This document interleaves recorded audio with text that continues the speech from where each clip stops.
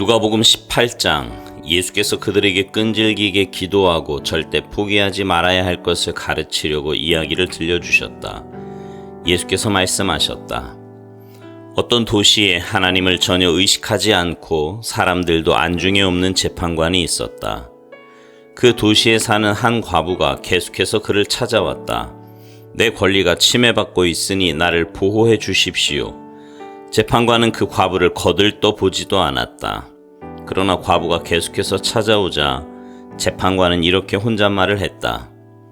나는 하나님이 어떻게 생각하는지 전혀 관심도 없고 사람들의 생각은 더 말할 것도 없다.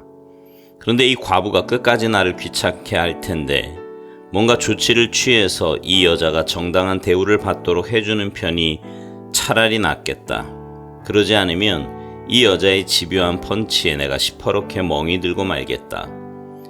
주님께서 말씀하셨다. 너희는 이 불의한 재판관이 하는 말을 들었느냐? 그렇다면 너희는 도움을 구하며 끊임없이 부르짖는 택하신 백성을 위해 하나님이 개입하셔서 정의를 이루어 주시리라고 왜 생각지 않느냐? 하나님이 자기 백성의 권리를 지켜주시지 않겠느냐? 내가 보장한다. 하나님이 반드시 그렇게 해 주실 것이다. 그분은 질질 끌지 않으실 것이다. 그러나 인자가 다시 올 때에 그처럼 끈질긴 믿음을 이 땅에서 얼마나 찾을 수 있겠느냐. 자신의 도덕적 행위에 흡족해하며 자만심에 빠져서 보통 사람들을 업신여기는 사람들에게 예수께서 다음 이야기를 들려주셨다. 두 사람이 기도하러 성전에 올라갔다. 한 사람은 바리새인이고 다른 한 사람은 세금 징수원이었다. 바리새인은 자세를 잡고 이렇게 기도했다. 오 하나님, 내가 다른 사람과 같지 않으니 감사합니다. 강도나 사기꾼이나 간음하는 자나 행여 이 세금 징수원관도 같지 않으니 감사합니다. 나는 일주일에 2번 금식하고 모든 수입의 11조를 드립니다. 한편 후미진 곳에 구부정하게 웅크려서 두 손으로 얼굴을 감싸고 있던 세금 징수원은 감히 고개도 들지 못한 채 말했다. 하나님, 불쌍히 여겨 주십시오. 이 죄인을 용서해 주십시오. 예수께서 설명을 덧붙이셨다. 하나님과 바른 관계가 되어 집으로 돌아간 사람은 다름 아닌 세금 징수원이다. 너희가 고개를 쳐들고 거만하게 다니면 결국 코가 납작해지고 말 것이다.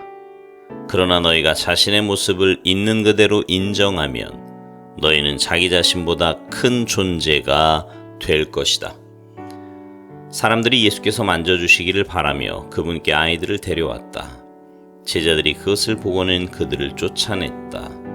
그러자 예수께서 그들을 다시 부르셨다. 이 아이들을 그냥 두어라. 아이들과 나 사이에 끼어들지 마라. 이 아이들은 천국의 자랑이며 기쁨이다. 명심하여라. 너희가 하나님 나라를 아이처럼 단순하게 받아들이지 않으면 절대로 그 나라에 들어갈 수 없다. 하루는 한 지방관리가 예수께 물었다. 선하신 선생님, 제가 무엇을 해야 영원한 생명에 들어갈 자격을 얻겠습니까? 예수께서 말씀하셨다. 어째서 나를 선하다고 하느냐? 오직 하나님 한 분 외에는 선하신 분이 없다. 계명에 간음하지 마라, 살인하지 마라, 도둑질하지 마라, 거짓말하지 마라, 내 부모를 공경하라 하지 않았더냐? 그가 말했다. 선생님, 제가 기억하기로는 그 계명들은 제가 다 지켰습니다. 예수께서 그 말을 들으시고 말씀하셨다. 그렇다면 남은 일은 하나뿐이다. 내가 가진 것을 다 팔아서 가난한 사람들에게 거저 주어라. 그러면 내가 하늘의 부를 갖게 될 것이다. 그런 다음 와서 나를 따라라. 그것은 그 관리가 전혀 예상치 못한 말이었다. 큰 부자인 그는 몹시 근심했다. 그는 많은 것을 움켜쥐고 있었고 그것을 놓을 마음이 없었다. 예수께서 그의 반응을 보시고 말씀하셨다. 많이 가진 사람이 하나님 나라에 들어가는 것이 얼마나 어려운지 아느냐? 부자가 하나님 나라에 들어가는 것보다 낙타가 바늘귀로 지나가는 것이 더 쉽다. 사람들이 물었다. 그러면 어느 누가 가망이 있겠습니까? 예수께서 말씀하셨다. 너희 힘으로 해낼 수 있다고 생각하면 전혀 가망이 없다. 그러나 하나님께서 하실 수 있다고 믿으면 얼마든지 가능한 일이다. 베드로가 이야기의 주도권을 다시 잡으려고 이렇게 말했다. 우리는 가진 것을 다 버리고 주님을 따랐습니다. 그렇지 않습니까? 예수께서 말씀하셨다. 그렇다. 너희는 절대 후회하지 않을 것이다. 집과 배우자와 형제자매와 부모와 자식과 그 무엇을 희생하고서 손해볼 사람은 아무도 없다. 너의 평생에 그 모든 것을 여러 배로 돌려받을 것이다.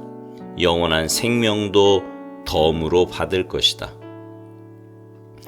그 후에 예수께서 12제자들을 따로 한쪽으로 데리고 가셔서 말씀하셨다. 잘 들어라. 우리는 지금 예루살렘으로 올라가는 길이다. 인자에 대해 예언서에 기록된 것이 모두 이루어질 것이다. 사람들이 인자를 로마 사람들에게 넘겨주어 조롱하고 놀리고 침뱉을 것이다. 그리고 인자를 고문한 뒤에 죽일 것이다. 그러나 사흘 후에 인자는 다시 살아날 것이다.